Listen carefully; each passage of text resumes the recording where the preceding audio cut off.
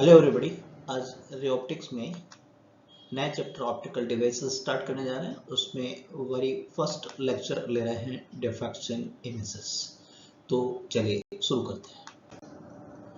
Defects of images का meaning क्या होता है?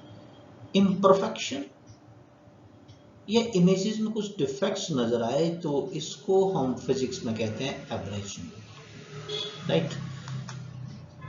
एब्रेजन कई तरीके का होता है, डिफेक्ट्स कई तरीके के होते हैं। अगर हम इसे क्लासिफाई करना चाहें तो पहला होता है chromatic aberration. It is due to the used light की वजह से।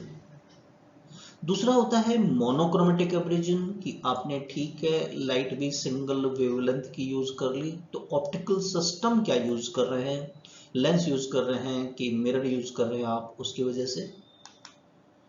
फिर मोनोक्रोमेटिक एब्रेजन जो कि ऑप्टिकल सिस्टम की वजह से होता है, वो भी कई तरीके का होता है। वेरी फर्स्ट है स्फेरिकल, सेकेंड है कॉमा, थर्ड को कहते हैं डिस्टॉर्शन, नेक्स्ट कहलाता है curvature, and fourth is known as astigmatism. Fine, तो चलिए वन बाय वन टाइप्स को अपन डील करते हैं। वेरी फर्स्ट, क्रोमेटिक एब्रेजन होता किसकी वजह से? It is due to the material. जो भी आप सिस्टम्स यूज कर रहे हैं उनके मटेरियल का रिफ्रैक्टिव इंडेक्स अलग अलग वेवलेंथ के लिए अलग अलग तरीके से व्यवहार करता है। याद करो प्रिज्म में हमने ये चीज डिस्कस की थी डिस्पर्शन ऑफ लाइट के अंदर। वहां बताया था कॉचीज थ्योरम कि म्यू जो होता है लैम्डा पर डिपेंड करता है।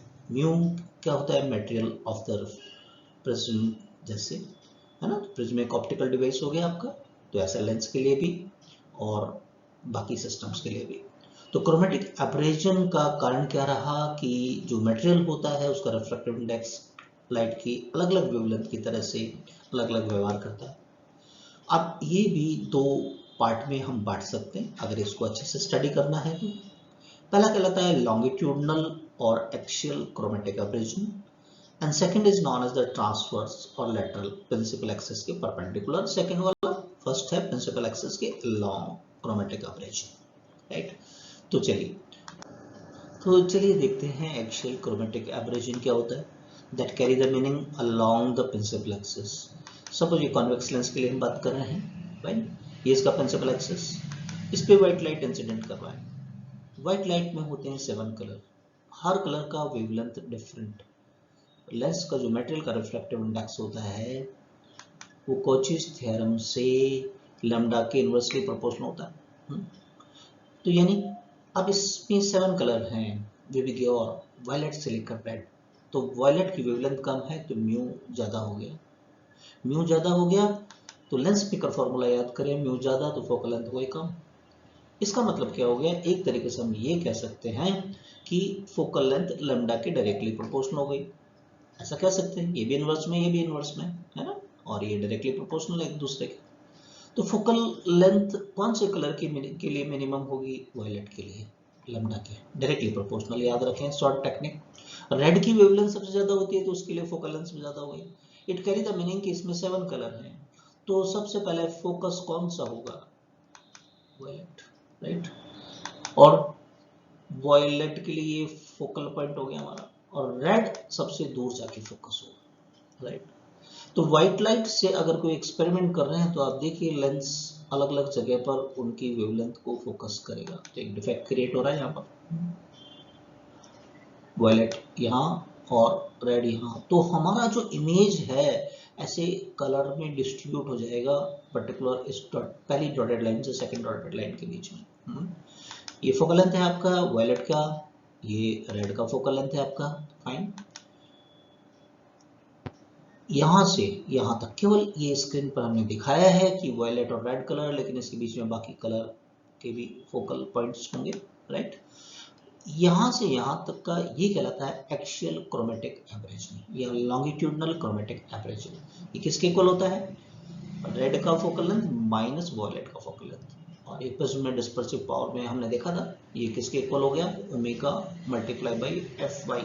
वाई का मतलब येलो, येलो हम मीन कलर कहते हैं वेव्योर के अंदर। तो एक्सियल क्रोमेटिक एब्रेजन होता है डिस्पर्सिव पावर, ओमेगा क्या है यहाँ पर, dispersive power, right, multiply by the mean colour का फोकल लेंथ। अगर मीन कलर के लिए फोकल लेंथ नहीं पता तो इस फॉर्मूले से हम फाइंड कर सकते हैं square root of F R multiply by F V, fine. और डिस्पर्सिव पावर क्या होती है, देखिए एक बार लेंस वाला टॉपिक आप रिवाइज कर लिया, हमने बड़े अच्छे से एक्सप्लेन किया है वहाँ, है ना, डिस्पर्शन लेंस से mu violet minus mu R divided by mu Y minus 1, ये कैसे है वहाँ पर बताया हमने, एक्सप्लेन किया है। तो फिलहाल ये कॉन्सेप्ट क्लियर हो गया कि एक्सियल क्रोमेटिक एब्रेजन क्या होता है, कि व्हाइट लाइट जब इंसिडेंट होती है किसी ऑप्टिकल डिवाइस पर तो उसके अलग अलग कलर अलग अलग फोकल पॉइंट बनाते हैं, है ना। एक्सट्रीम कलर्स वायलेट से रेड के बीच का ये डिस्ट्रीब्यूशन जो हो गया है along the principal axis, it is known as longitudinal और एक्सियल क्रोमेटिक एब्रेजन। क्लियर। चलिए लेटरल क्रोमेटिक एब्रेजन को समझ लेते हैं, that carry the meaning perpendicular to the principal axis, यानी प्रिंसिपल एक्सिस के परपेंडिकुलर अगर ऑब्जेक्ट प्लेस है हमारा तो इससे बनने वाली इमेजेस में क्या डिफेक्ट आता है दैट उसको समझना है, उसे कहा जाएगा लेटरल क्रोमेटिक एब्रेजन, फाइन। तो एक व्हाइट ऑब्जेक्ट हमने ले लिया, इमेज फॉर्म करते हैं, एक लाइट रे जो पैरेलल आ रही है प्रिंसिपल एक्सिस के फोकस से पास होगी, लेकिन यहाँ प्रॉब्लम तो फोकस की ही है कि अलग अलग कलर अलग अलग पॉइंट पर फोकस होंगे, वायलेट पहले फोकस होगा, राइट, ये फोकल पॉइंट हो गया हमारा वायलेट का। इमेज फॉर्मेशन पहले वायलेट का कंप्लीट कर लेते हैं अपन। तो एक लाइट रे ऑप्टिकल सेंटर से पास होगी तो स्ट्रेट चली जाएगी और यहाँ वायलेट के कारण एक इमेज का फॉर्मेशन हो गया। नेक्स्ट एक्सट्रीम कलर ले लेते हैं रेड। अब ये वायलेट का फोकस है तो रेड का थोड़ा सा दूर है, अनडाउटली रेड दूर फोकस होगा, है ना, ये वाला फोकल पॉइंट है इसका। ऑप्टिकल सेंटर से जाने वाली लाइट है वो सीधी जाती है, तो ये रेड के कारण एक इमेज का फॉर्मेशन हो गया, फाइन, ओके। तो आप देखिए वायलेट और रेड के कारण जो इमेजेस बनी हैं perpendicular to the principal axis, इनके साइज में डिफरेंस आ गया, राइट। ये डिफरेंस जो आ गया है perpendicular to the principal axis, यही क्रोमेटिक एब्रेजन है। Since it is perpendicular that's why chromatic aberration कहलाता है लेटरल क्रोमेटिक एब्रेजन। क्लियर हो गया। ये किसके इक्वल होता है, सिंपली द साइज में डिफरेंस रेड और वायलेट का, ओके। अब एक्ट्रोपेडिज्म देख ले, डिफेक्ट तो ठीक है लेकिन इन डिफेक्ट्स को कैसे दूर करेंगे ये समझना है, फाइन। सबसे पहले रिमूवल ऑफ क्रोमेटिक एब्रेजन जो होता है that's known as achromatism, fine. अब कैसे दूर करते हैं, कुछ मेथड्स हैं इसके लिए। या तो आप दो लेंसेज कांटेक्ट में लगाएं एक्रोमेटिज्म के लिए, और उनको लगाते समय ध्यान रखें कि वो इस कंडीशन को फुलफिल करें, omega 1 over f1 plus omega 2 plus f2 equal to 0। Omega 1 और ओमेगा 2 डिस्पर्सिव पावर है लेंसेज का, f1 f2 उनकी फोकल लेंथ है, फाइन। ये तभी पॉसिबल होगा, ध्यान दीजिए, 0 तभी होगा जब f1 और f2 का साइन अलग अलग होगा, अनडाउटली। f1 f2 का साइन अलग अलग कब होगा, से f1 कॉन्वेक्स लेंस है तो f2 क्या होगा, कॉनकेव लेंस, है ना। एक ही मटेरियल के नहीं होने चाहिए, एक ही मटेरियल के हो जाएंगे तो भी गलत हो जाएगा, कैसे, उस केस में ओमेगा 1 ओमेगा 2 इक्वल हो जाएगा, इक्वल हो गया तो भी 0 नहीं होगा, तो वो मटेरियल भी अलग अलग होना चाहिए, ओमेगा 1 ओमेगा 2, तो lenses can not be of the same material. Condition clear है। सेकंड तरीका, दो लेंसेज को कुछ डिस्टेंस पे रखा जाए एक्रोमेटिज्म के लिए, और डिस्टेंस डिफाइन होती है omega 1 f2 plus omega 2 f1 divided by omega 1 plus omega 2। अब यदि दोनों एक ही मटेरियल के, मान लीजिए ओमेगा 1 और ओमेगा 2 एक ही मटेरियल के, तो ओमेगा तो सेम हो गया, तो ओमेगा को कॉमन ले सकते हैं, नीचे 2 ओमेगा हो गया, तो उस केस में आपको ये ध्यान रखना है कि उनके बीच का सेपरेशन होना चाहिए f1 प्लस f2 बाई 2, ठीक है, ओके। ऐसे केस में दोनों लेंसेज एक ही मटेरियल के होने चाहिए, तभी तो ये कंडीशन की बात कर रहे हैं अपन, सेम और सेम नेचर के होने चाहिए। अगर वो दोनों सेम नेचर के हैं, सेम नेचर का मतलब कॉन्वेक्स है या तो दोनों, या दोनों क्या है, कॉनकेव, क्लियर, ओके। क्योंकि एक प्लस हो गया और दूसरा माइनस हो गया तो ये सेपरेशन में डिफरेंस आ जाएगा, ओके। सेकेंड टाइप का एब्रेजन डिस्कस करते हैं, that is known as spherical aberration. Fine. वो हमने देखा था कि ये होता किसकी वजह से है कि वो स्फेरिकल जो सरफेसेस होते हैं भाई, हमारे लेंसेज हैं, मिरर हैं, उनके जो सरफेसेस हैं, कर्वेचर होता है उनमें, तो स्फेरिकल सरफेसेस पे जो मोनोक्रोमेटिक लाइट इंसिडेंट होती है, ध्यान दीजिएगा, तो जो नियर प्रिंसिपल एक्सिस इंसिडेंट होती है उसको कहते हैं पैरेलैक्सियल रे, और जो प्रिंसिपल एक्सिस से दूर इंसिडेंट होती है they are known as the marginal रे।